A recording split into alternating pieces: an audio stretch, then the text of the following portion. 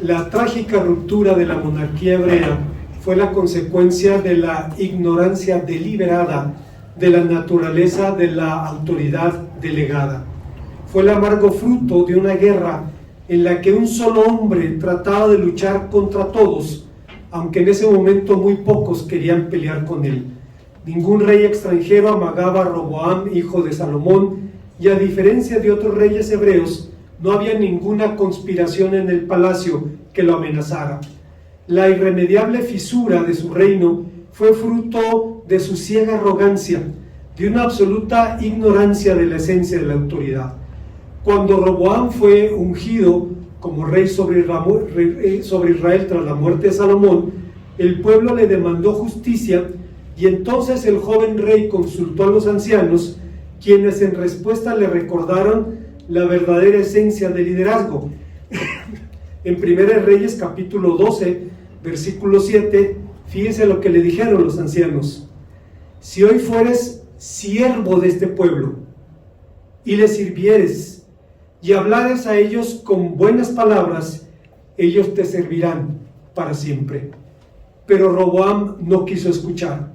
Prefirió ignorar que ser cabeza es una tarea llena de desafíos y de responsabilidades.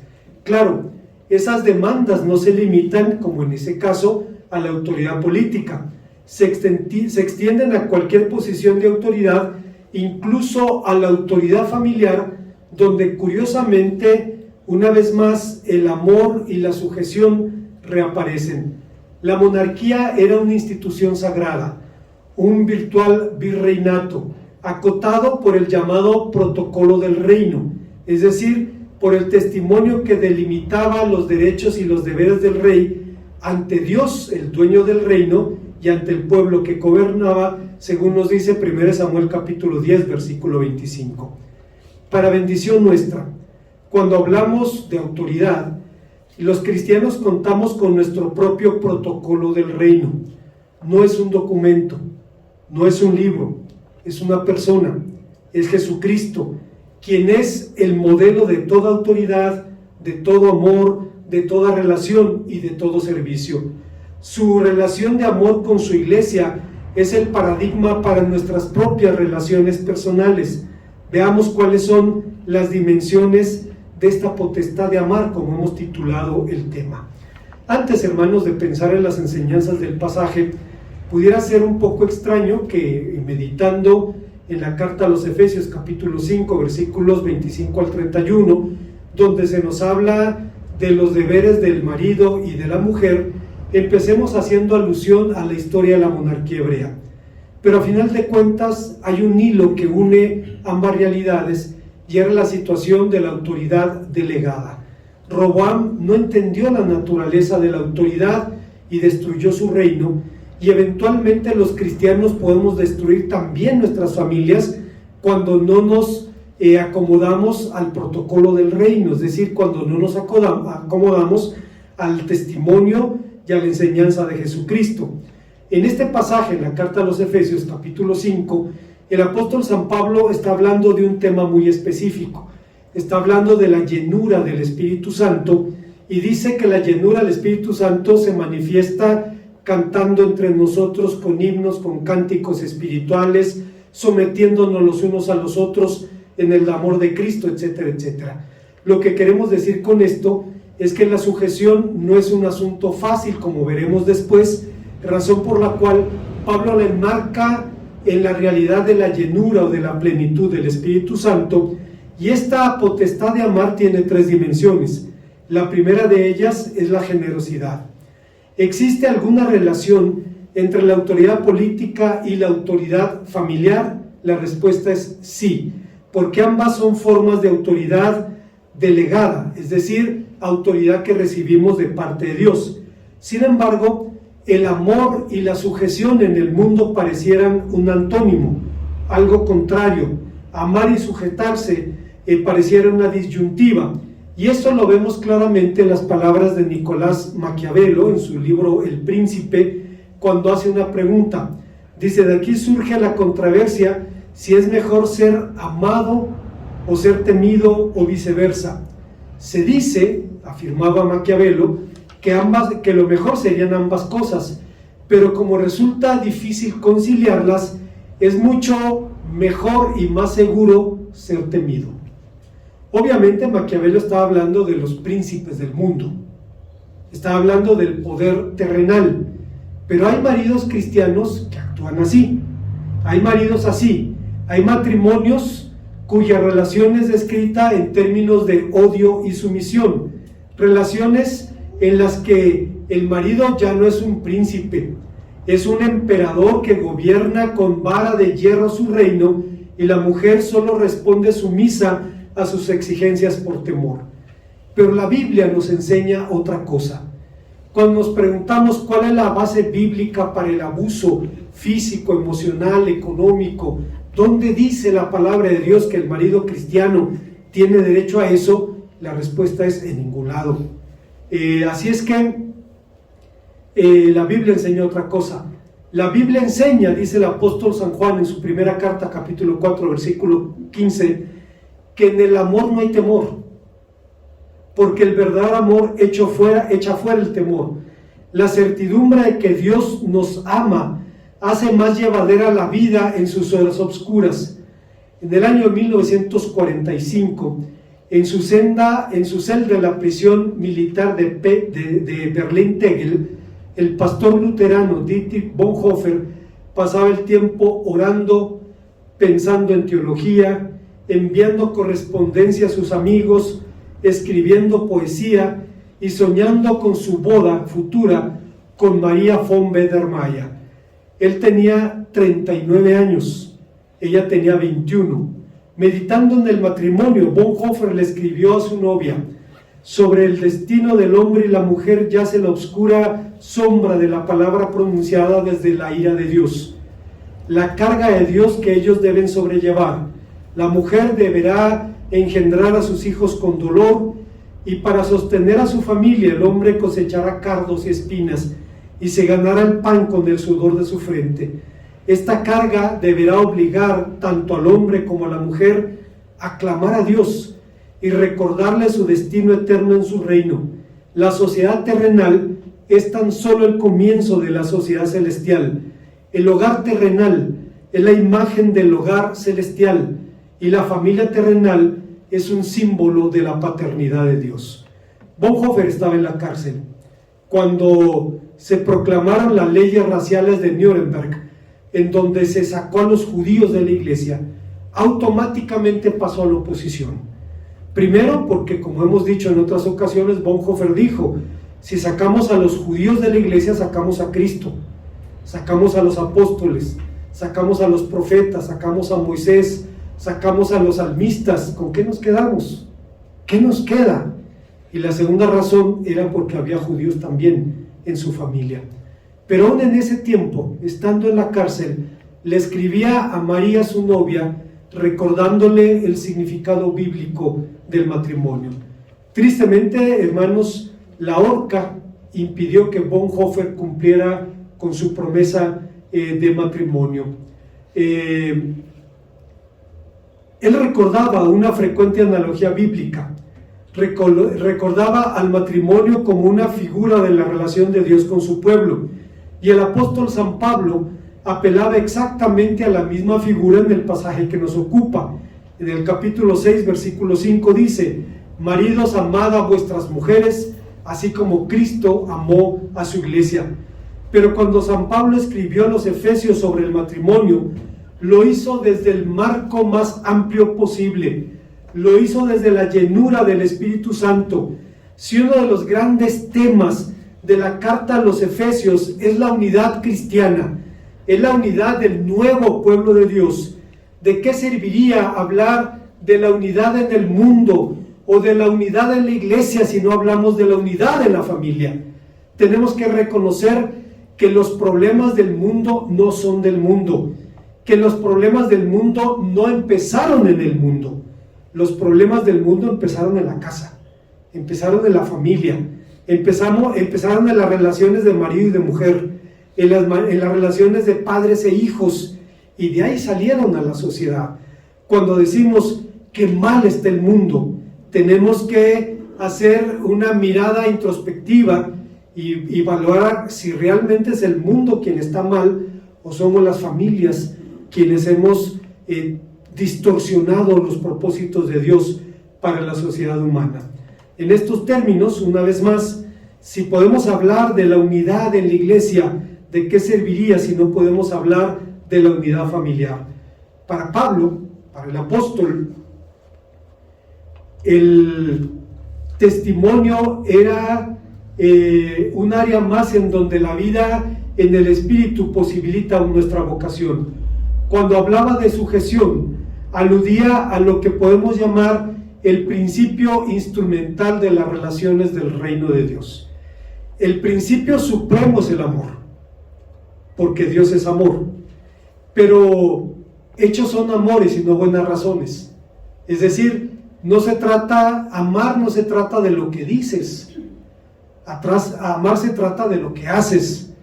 Y de esa manera, el principio instrumental, el medio con el que demostramos el amor es la sujeción.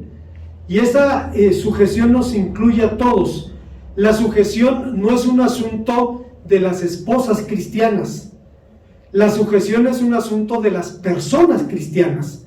Sin importar si son hombres, mujeres, niños, adultos, debemos recordar que Pablo empieza este pensamiento diciendo: someteos unos a otros en el amor de Cristo.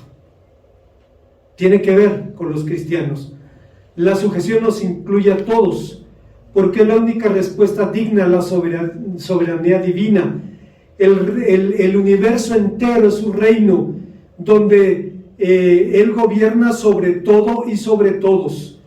Un predicador chino del siglo pasado, Watchman Nee, decía: los hechos de Dios provienen de su trono y este es el fundamento de su autoridad. Todas las cosas creadas son creadas por la autoridad de Dios y todas las leyes del universo se mantienen por esta misma autoridad. Solo Dios es autoridad en todas las cosas, por lo que todas las autoridades en la tierra son instituidas por Él.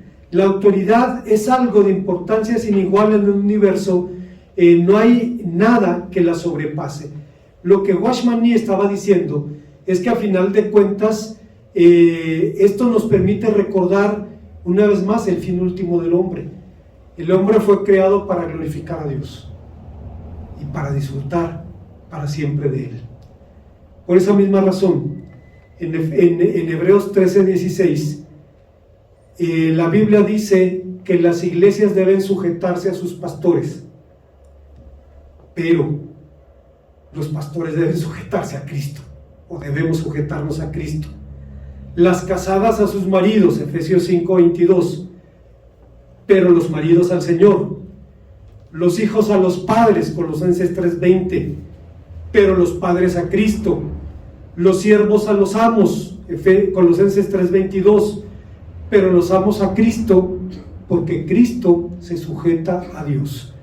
Ni siquiera Cristo escapa de este principio universal, pero el hecho de que necesitemos interpretar este texto, el hecho de que los griegos necesitaran varias palabras para describir el amor y que Pablo le dedicara a ese tema un capítulo entero, estamos hablando de 1 Corintios 13, explica nuestra miopía ante este don de Dios.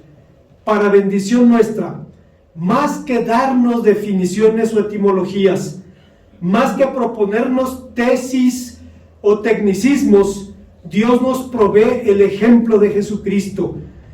Nos explica la esencia del amor en el trato de Cristo para con la iglesia. Nos dice que el amor es primeramente generoso. Y aquí tenemos que ir a las definiciones. Por generosidad entendemos de forma muy general la idea de esplendidez, de prodigalidad, de liberalidad, etc. No obstante, hoy se suele distinguir entre altruismo, que significa procurar el bien ajeno a costo propio, y la generosidad, que significa ofrecer a alguien más de lo que espera o necesita. Siendo sinceros, el amor siempre ha sido un misterio para con nosotros. Hermano, me fascina el grupo de jóvenes. son muchachos muy pensantes, están estudiando teología, están estudiando los atributos de Dios. Y mi hermano Emiliano hizo un comentario, porque yo les decía que cuando dice la Biblia que Dios creó al hombre a imagen de Dios lo creó, varón y hembra los creó, algunos rabinos decían que creó al hombre y la mujer unidos por la cadera, de espaldas, y por eso dice varón y hembra los creó, cosa que obviamente no es verdad. No hay evidencia de que la Biblia enseñe eso, ni hay evidencia, ¿cómo le llaman? Física, con restos que puedan probar eso. No se trata de eso. Lo que los rabinos estaban diciendo es que ante Dios el hombre y la mujer somos iguales. Tenemos diferentes tareas biológicas, por ejemplo, pero somos iguales. No hay diferencia. Y Pablo lo dice en Efesios, ya no hay hombre, mujer, ni siervo, ni libre, ni pobre, ni rico, todos somos uno en Cristo. Bueno, Emiliano citó el hecho de que los griegos, cuando trataban de tipificar la realidad, dijeron igual, que el hombre y la mujer fueron creados unidos, pero que luego fueron separados, y por eso los seres humanos nos pasamos la vida buscando a la otra mitad, a la persona a quien amar. Los mitos son explicaciones no racionales de la realidad. Tratan de tipificar la realidad y a final de cuentas explican lo que es innegable. Todos necesitamos amar y ser amados. Es una parte importante de nuestra vida. Bueno, siendo sinceros, el amor es un misterio y por eso surgieron tantos mitos. Es un enigma por nuestra incapacidad de explicarlo. Incluso brillantes intelectuales como Blas Pascal reconocían este misterio cuando decía: el corazón tiene razones que la razón desconoce. Cuando usted o yo sufrimos una pérdida familiar, lo racionalizamos acá. Bueno, por sentido común, nuestros viejos se van antes que nosotros. Pero acá es otra historia. Ahí está. Yo recuerdo en alguna ocasión hace años que mi esposa despertó una mañana después de que murió mi suegro. Ellos tenían una relación muy estrecha. Despertó muy contenta. Mi esposa sueña todos los días y en todo color. Yo me acuerdo de mis sueños una vez al año. No tengo esa capacidad de recordar mis sueños. El hecho es que ella despertó muy contenta porque soñó a su papá. Y dice, y lo veía contento, feliz, platicaron alegres. Y dice, cuando desperté contenta.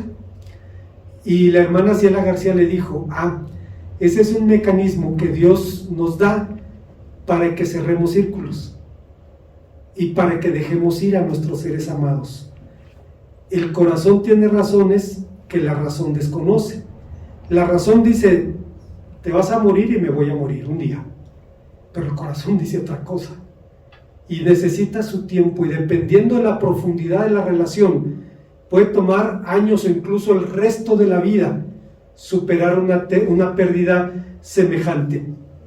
Lo que quería decir obviamente es que si bien no entendemos los sentimientos, su impacto es innegable en la vida, pero afortunadamente hoy empezamos a entender al amor, empezamos a entender su fisiología, empezamos a entender la química del amor y de la generosidad. Hoy sabemos que la oxitocina, la llamada hormona del amor, interviene de manera decisiva en la generosidad. Se ha demostrado en situaciones controladas que esta hormona manifiesta mayores niveles en actos de generosidad que en actos de altruismo. La razón es que la generosidad demanda, además de una disposición interior, una relación emocional con el beneficiario. Esto explica la conducta humana. No nos ayuda del todo a entender la conducta de Dios o de Cristo, pero nos dice que actuamos como actuamos en determinadas circunstancias, pero no nos dice por qué lo hizo Cristo, aunque eventualmente Cristo manifiesta que Él mismo se dispuso a poner su vida por nosotros y a volverla a tomar porque era la voluntad del Padre. Para Cristo amar no es un sentimiento, es una decisión. Decidió amarnos y llevar su amor hasta las últimas consecuencias, contra lo que Salomón dijo allá en Cantares 8:6, donde decía que las muchas aguas pueden apagar el amor o que la muerte puede amenazarlo. Jesucristo demostró que el amor puede superar incluso a la muerte. Cristo no solo nos dio todas las cosas, sino que se dio a sí mismo por nosotros. La actitud de Cristo explica lo mismo al altruismo que la generosidad. Procuró nuestro bien a costa de su propio bien y se dio y nos dio más de lo que pedimos o lo que necesitamos. Y es la razón por la que San Pablo repite una vez más en la carta a los Efesios: y aquel que es poderoso para hacer todas las cosas mucho más abundantemente de lo que pedimos o entendemos, según el poder de Él que actúa en nosotros, a Él sea la honra y la gloria en Jesucristo por todas las edades, por los siglos de los siglos. Amén. Yo le doy gracias a Dios, hermanos, porque en las cosas sentimentales yo era muy miope. Como lo soy físicamente, lo era emocionalmente. Y eso me llevó a que cuando pensaba en formar una familia, yo siempre le decía a Dios: Señor, pero no me dejes equivocarme. Si me equivoco, sácame del error. Y la verdad es que Dios me dio mucho más de lo que yo hubiera pedido en ese terreno. Aquel que es poderoso para hacer todas las cosas mucho más abundante de lo que pedimos o entendemos, según el poder de Él que actúa en nosotros, a Él sea la gloria en Jesucristo, por todas las edades, por los siglos de los siglos. Amén. Hay una segunda enseñanza en nuestro pasaje. Un segundo rasgo del amor de Cristo es humildad. No es extraño que se hable de humildad en el marco de una relación de amor y sujeción, porque la realidad del pecado ha pervertido nuestros valores, nuestras actitudes y nuestras relaciones. Evidencia de esta realidad es que con frecuencia cuando se aborda este tema, cuando se habla de la sujeción de la esposa, invariablemente los comentaristas bíblicos primero dicen en qué no consiste sujetarse, sin detenerse a decir en qué sí consiste. ¿Por qué? Pues la razón es evidente. Ha habido abuso de autoridad en la familia. Mi hermano Estrada comenta de un hombre muy pequeñito, me diría ni unos 50, unos 40 y tantos, cristiano, entre comillas, que era un hombre que tenía el síndrome de Napoleón. La gente muy pequeña es hiperreactiva porque son abusados. Entonces suelen ser personas violentas. En el seminario teníamos un compañero así.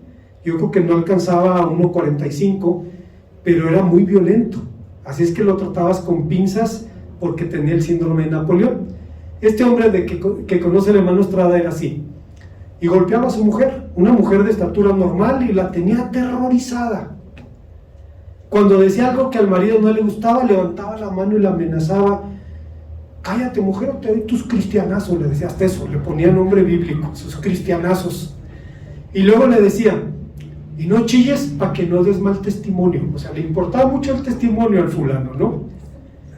Para no hacer larga la historia, en 5 de febrero su autobús se cayó del puente y cayó con las ruedas para arriba y se hizo como un acordeón. Por su estatura no recibió mayores lesiones, pero cuando salió de allí vio que Dios le había dado otra oportunidad para la vida. Y salió de allí y lo primero que hizo fue pedirle perdón a Dios por la forma como había abusado de su esposa, cómo la había maltratado por tantos años. Fue con ella, le pidió perdón, y a partir de ese día besaba donde ella pisaba. ¿Cómo le puedo pagar a Dios por una mujer así? Que me amó, que me toleró, que soportó lo peor de mi carácter y siguió a mi lado. Y al final el hombre tuvo que tener un reencuentro con Jesucristo y darle las gracias por su amor. Bueno, hermanos, siempre se habla de en qué no consiste ser cabeza, más que positivamente en lo que sí es. Cuando hablamos del rol de la sujeción, insistimos en lo que no significa sujetarse más que en lo que la Biblia dice que lo es. Bien se ha dicho que entre los cristianos ningún aspecto del matrimonio se le ha dado más atención universal que al tema de la sujeción de la esposa. En nuestra sociedad los feminicidios son la evidencia más brutal de la perversión de la fuerza, del abuso del fuerte sobre el débil. Pero los abusos y la degradación no se limitan a la mujer, se extienden al prójimo, y podemos ver en nuestra sociedad vestida de un manto de violencia, cómo esta realidad sigue permeando nuestro mundo. Lo interesante, hermanos, es que siempre ha sido así. Cuando los musulmanes conquistaron al primer reino cristiano de la historia, el primer reino cristiano de la historia fue el reino de Armenia. Muchos años antes de la conversión de Roma, los armenios ya eran cristianos.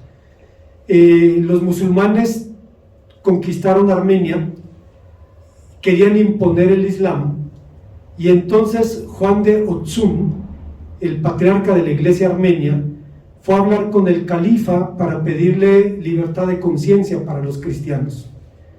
Juan de Otzun iba vestido de seda de la cabeza a los pies. Cuando el califa lo vio, lo barrió con la mirada y le dijo: ¿qué tu maestro no te enseñó a vestir con humildad? Entonces Juan de Otzun le pidió al califa que lo acompañara a otro espacio y se quitó las vestiduras de seda y debajo traía una túnica de piel de pelo de cabra. Es como vestirse con un costal de ixtle. Y entonces le dijo: sí, mi Señor me enseñó la humildad, pero también me enseñó a no ser alarde de ella. Y Juan de Otzun dijo: solo Alá puede llevar a un hombre a pensar así. Lo interesante, hermanos, es que Juan de Otzun era un hombre rogándole a otro hombre. Era un hombre que vistió su humildad debajo de la magnificencia de sus sedas. En el caso de Jesucristo, es Dios encarnándose para venir al mundo, poniendo en su carne el velo que escondía su divinidad. Y en estas condiciones, hermanos, el Señor Jesucristo se vistió de bajeza para esconder esa divinidad. Dice el apóstol San Pablo, el cual siendo en forma de Dios, no estimó el ser igual a Dios como cosa que aferrarse, sino que se despojó a sí mismo, siendo obediente hasta la muerte y muerte de cruz. Matthew Henry, un puritano que vivió hace 300 años, diría de este hecho: de esta forma, de esta majestad imponente, es de lo que Cristo se despojó al tomar forma de esclavo, del infinito de la majestad suprema al ser absoluto de la servidumbre. No es la distancia entre Dios y los hombres lo que Pablo tiene aquí en mente, aun cuando esa distancia ya es infinita, sino la distancia que hay entre la majestad y la esclavitud sumisa, no impuesta, sino asumida voluntariamente. Por todo lo anterior, John Piper describe esta clase describe la tarea del varón cristiano con la figura del cordero y del león, cuando dice: la razón por la que uso este título, valiente como león y manso como cordero, para referirme al esposo cristiano como cabeza, es porque es llamado a liderar como Jesús, quien es el león de la tribu de Judá, dice Apocalipsis 5:5, y el Cordero de Dios, Apocalipsis 5:6. Él era valiente como león y manso como cordero, fuerte y humilde, duro y tierno, enérgico y sensible, audaz y quebrantado de corazón. Él sienta las bases de la verdadera hombría. En suma, ser cabeza es un llamado divino al esposo a asumir la responsabilidad principal del liderazgo en servicio, en la protección, en la provisión del hogar y todo esto en la semejanza de Jesucristo. Hay una tercera y última enseñanza en el pasaje que nos ocupa. Estamos hablando de las dimensiones de la potestad de amar. Pareciera contradictorio hablar de la potestad de amar, pero lo único a lo que tenemos derecho y autoridad es a eso. Y su tercera dimensión es la disposición al sacrificio. Cristo, para ser cabeza, demanda una entrega total. Al iniciar nuestra meditación, hablábamos del protocolo del reino, norma que delimitaba los deberes del monarca hebreo. Este protocolo se guardaba en el tabernáculo, según 1 Samuel 10:25, con el propósito de preservarlo, pero desapareció de allí.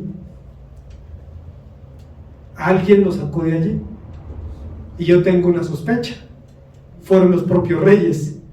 No nos conviene que haya una ley que nos diga qué es lo que tenemos que hacer.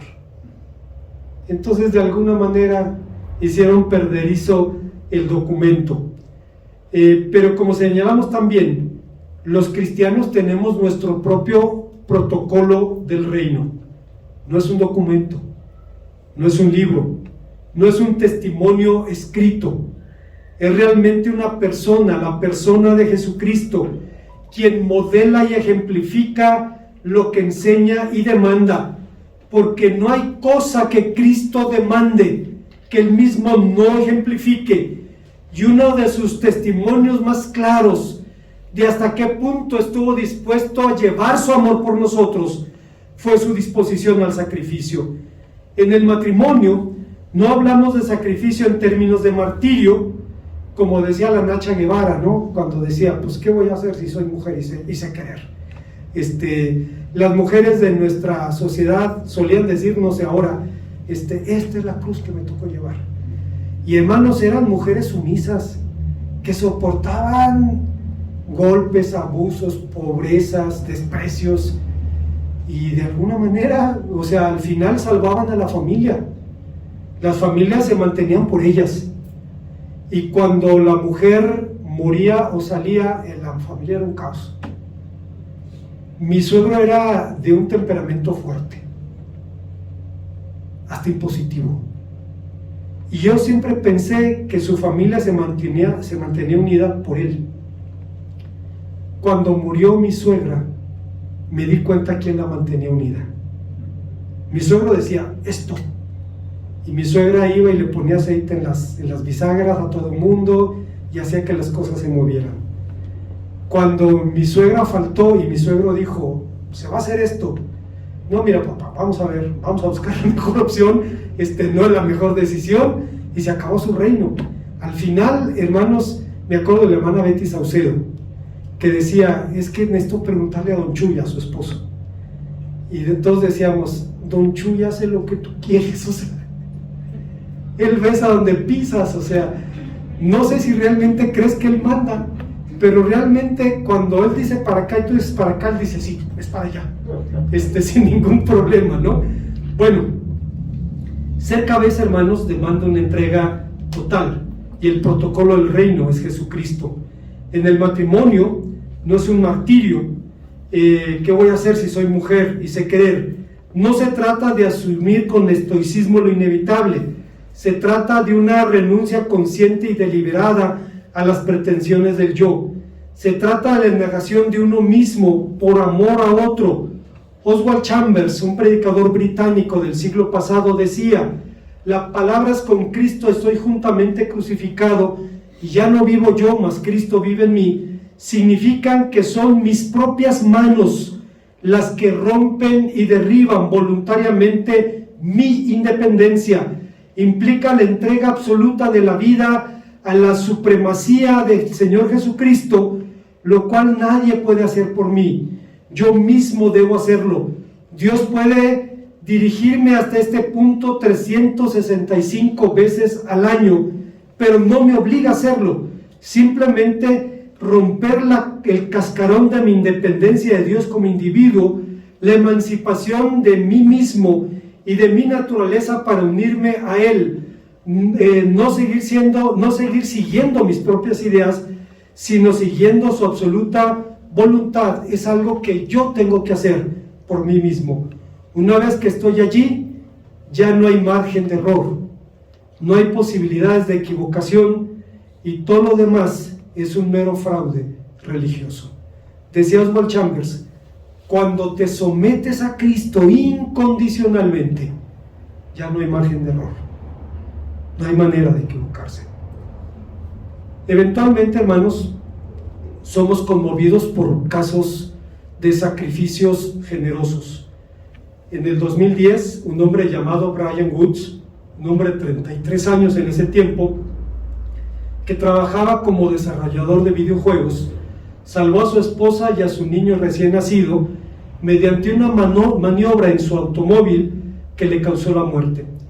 El futuro padre, la mujer estaba embarazada, se dirigía con su esposa a que ella diera a luz su primer niño, y entonces una camioneta conducida por un hombre drogado invadió el carril contrario de la pista y se dirigía directamente hacia ellos. Él hizo un giro con la camioneta de manera que el otro vehículo golpeó en el lado donde estaba él, matándolo al instante, pero salvando a la mujer y a su niño. Obviamente, hermanos, según la policía, con esta maniobra usó su cuerpo como escudo para salvar a la esposa y al bebé.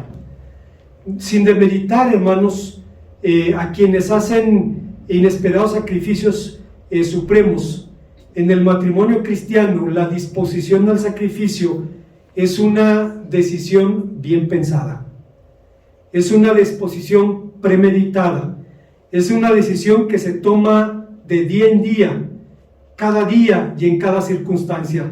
Se renueva en lo próspero y en lo adverso, en la pobreza y en la riqueza, en la salud y en la enfermedad. Hace unos meses, cuando mi hermana Azucena, nuestra tesorera, estaba batallando con su esposo, él fue a una cirugía de anginas y terminó en estado vegetativo. Hubo malos procedimientos y al final tuvieron que enseñarle a caminar, hablar, etc. Y se convirtió en un hijo más. Y en algún momento yo le dije, hermana Azucena, si usted fuera católica y pidiera la anulación del matrimonio, se la daban, porque para fines prácticos usted no tiene marido. Y ella me dijo algo que me conmovió. Me dijo, yo lo sé, pastor, pero yo le dije a Dios, en la salud y en la enfermedad, en lo próspero y en lo adverso, hasta que la muerte nos separe. Si yo respetaba a mi hermana antes, ahora la respeto más. Y ella dijo, yo lo sé. Yo sé que podría divorciarme de él, tiene su familia, puede vivir con ellos, pero yo le juré a Dios que lo iba a cuidar y tengo que hacerlo. Al final el Señor se lo llevó por COVID, pero la hermana pudo decir, cumplí con mis votos, incluso en una situación extrema.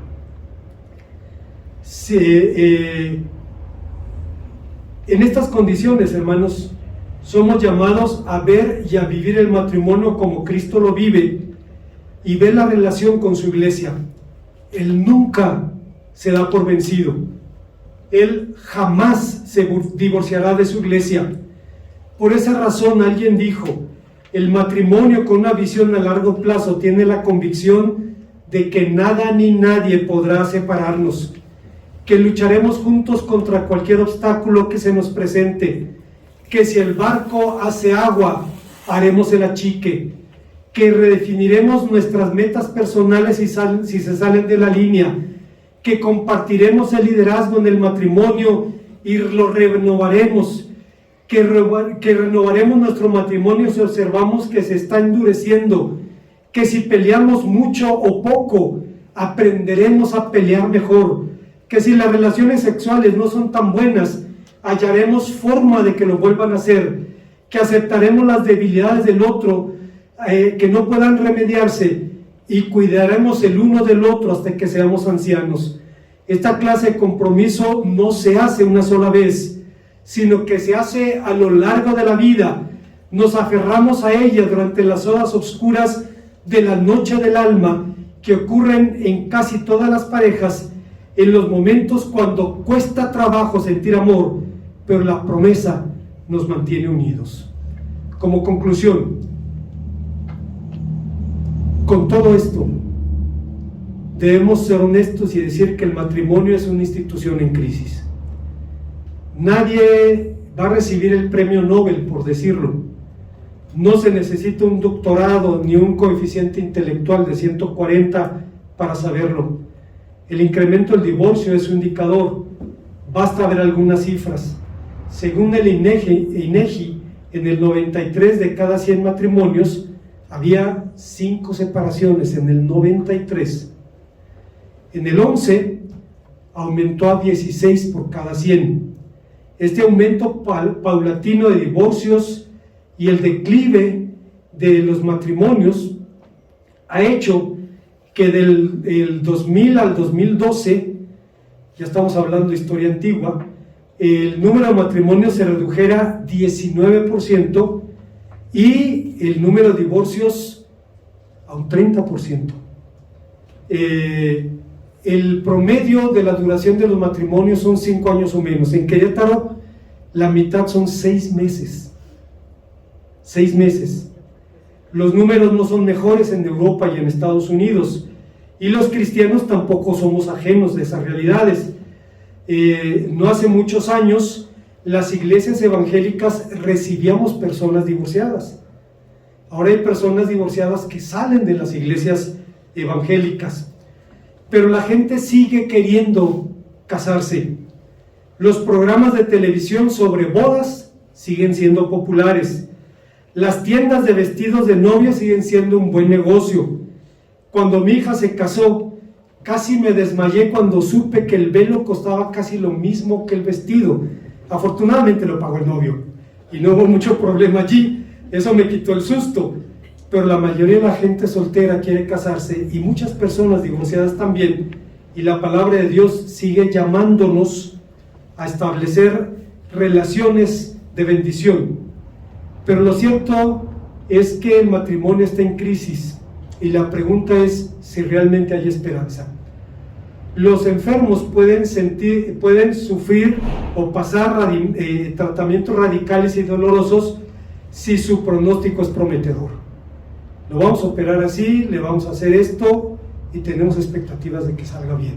Y entonces la persona acepta más fácilmente un tratamiento así. De modo que la respuesta para el matrimonio también es sí.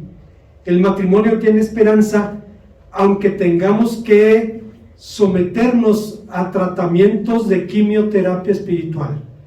Bonhoeffer escribió: el matrimonio es más que el amor del uno por el otro. En el amor usted ve el cielo de su propia felicidad. En el matrimonio lo coloca en un puesto de responsabilidad con el mundo, con Dios y con la humanidad. Su amor es una posesión privada. El matrimonio es más que algo personal, es una posición y es un cargo.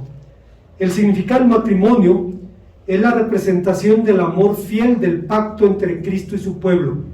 Esta fidelidad alcanzó su punto culminante en su muerte por su esposa, por la iglesia, y por tanto el matrimonio permanecerá hasta que Cristo regrese. Seguirá siendo luz en un mundo en crisis y en tiniebla. Cuanto más oscura sea la noche, tanto más brillará la luz de Cristo. No necesitamos esperar mucho. Fíjese usted, escuche con atención. Según el Wall Street Journal, en las últimas décadas los matrimonios largos se han convertido en un signo de estatus. Aún la gente que no cree en el matrimonio elogia la perseverancia, pero el matrimonio necesita mucho más que ser un símbolo. Necesita demostrar el reino de Dios, que el reino de Dios está donde Dios es el rey, y el valor de y Él velará por esta institución y seguirá estando con cada uno de nosotros como lo prometió en las bodas de Caná. Es importante que, como en esa ocasión, lo invitemos a nuestra casa, sigamos su consejo y dispongamos de su provisión. Usted recuerda esa historia.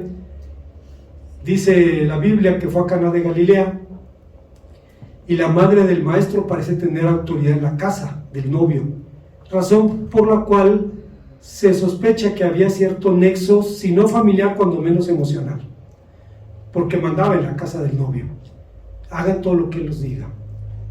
Era una familia anónima, pobre, no tenía con qué agasajar a sus invitados, y la madre del Señor dijo: hagan todo lo que él diga. Lo invitaron a su casa, siguieron sus instrucciones y gozaron de su provisión. Yo no sé si usted se ha detenido algún día a pensar en lo poco o en lo mucho que Dios le haya dado. ¿De dónde salió esto? Y dice uno: de Dios, de sus manos, viene de allí. Cuando invitamos a Cristo ocurre eso. Y es la razón por la cual, cuando Pablo habla de la relación del marido con la mujer, habla de las dimensiones de la potestad de amar. Oremos al Señor. Gracias, Padre, porque nos das la bendición de escuchar tu palabra y desafiarnos, especialmente a los varones, entendiendo que no hay otro camino para cumplir la tarea que someternos a la plenitud de tu Espíritu. Te pedimos perdón, te rogamos tu gracia y tu misericordia. En Cristo Jesús. Amén.